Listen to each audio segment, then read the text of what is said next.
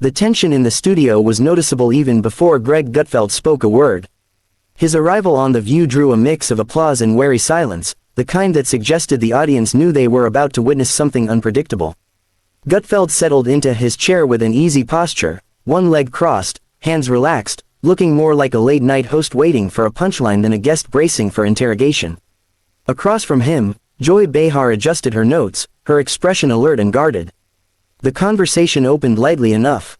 Gutfeld joked about the strange experience of being on a daytime talk show known for heated opinions, drawing scattered laughter from the crowd. He talked about comedy as a pressure valve, about how humor often reveals truths people are uncomfortable saying out loud. The audience responded well, and even Joy smiled briefly, though her eyes stayed fixed on him, as if measuring every word. That changed when the topic shifted to political satire. Joy leaned forward, her voice sharpening. She accused Gutfeld of disguising ideology as humor, suggesting that jokes could be used as shields to avoid accountability. "You say you're just kidding," she said, "but people take it seriously. That has consequences." Gutfeld nodded calmly, letting her finish. "Sure," he replied, "but isn't that true of all political comedy?" Joy waved a hand dismissively. "There's a difference between punching up and punching down." Gutfeld smiled slightly. "Who decides which direction is up?" A murmur rippled through the audience. Joy frowned. "That's not what I'm asking." "I know," Gutfeld said. "But it's the heart of it." Joy pressed on, listing examples of jokes she deemed irresponsible. As she spoke, Gutfeld listened attentively, not interrupting, not reacting visibly. When she finished, he responded not with a rebuttal, but with a question. "Can I ask something?" he said. "Have you always believed comedians should be held responsible for how audiences interpret jokes?" Joy paused. "Of course not, but context matters." "Absolutely," Gutfeld said. "So does consistency." The audience leaned in. Joy's smile faded slightly. "What do you mean by that?" Gutfeld tilted his head, still calm. "I mean, you've made a career out of political humor. Sharp humor, sometimes personal, sometimes brutal. Did you worry about consequences then?" A few people in the audience gasped softly. Joy laughed, but it sounded forced. "Oh please. That's not the same thing." "Why not?" Gutfeld asked, his tone polite, almost curious. Joy gestured with her hand. "Because my jokes don't fuel harmful movements." Gutfeld nodded. "So the difference is whether you agree with the movement." The studio reacted immediately, louder murmurs, scattered applause. Joy's expression tightened. "That's not what I said.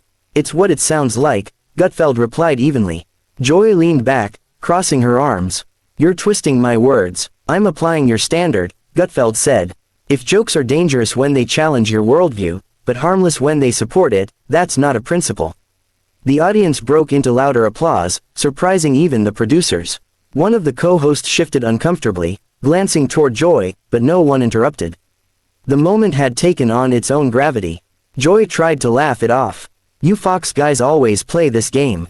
Gutfeld chuckled softly. "I'm not playing a game. I'm pointing out a rule change."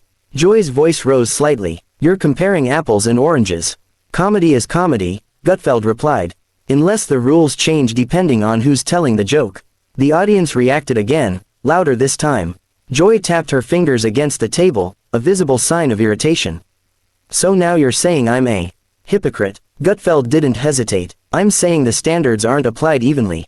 Silence fell over the table. Cameras zoomed in. Joy opened her mouth, then closed it, clearly recalibrating. The ease she usually commanded was slipping, replaced by defensiveness. "This is a talk show," she said sharply. "Not a courtroom." "Exactly," Gutfeld replied, "which is why ideas should be questioned, not protected." The line landed hard. The audience applauded, some standing briefly before sitting back down. Joy stared at Gutfeld, her expression a mix of disbelief and frustration. What had begun as a critique of comedy had turned into something else entirely, a public examination of double standards, unfolding live. And as the room buzzed with energy, it became clear that this conversation was no longer going where Joy had planned. It was going somewhere she couldn't easily control. The shift in the room was undeniable. Joy Behar straightened in her chair, clearly unsettled by the audience's reaction. She glanced briefly toward the crowd, then back at Greg Gutfeld, her smile gone now, replaced by a defensive edge. The co-host sat quietly, sensing that any attempt to soften the exchange would only draw more attention to what was already unfolding. Joy broke the silence with a sharp laugh. "So this is your big moment," she said. "Come on here and accuse me of hypocrisy." Gutfeld didn't flinch. "I didn't accuse," he replied evenly.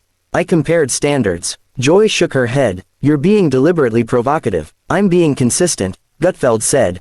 "That's the difference." The audience responded immediately, applause rolling through the studio again. Joy's irritation deepened. "You act like you've discovered something new," she said. "Political comedy has always been messy." "I agree," Gutfeld replied. "Which is why it's strange to pretend it suddenly became dangerous only when it stopped agreeing with you." Joy leaned forward, voice rising. "That's insulting." "It's uncomfortable," Gutfeld corrected. "Those aren't the same thing." The co-hosts exchanged uneasy looks. One of them tried to interject, suggesting that intent mattered more than outcome, but Gutfeld responded calmly, explaining that intent was often used as a shield. "If intent excuses everything," he said, "then no comedian should ever be criticized. And if outcome is all that matters, then everyone should be judged by the same metric." Joy crossed her arms tightly. "You're simplifying this." "I'm clarifying it," Gutfeld replied. The audience clapped again, louder now, and Joy visibly bristled. She turned toward the crowd, shaking her head. "I can't believe you're applauding this." Gutfeld smiled faintly. "That's democracy. People respond to what resonates."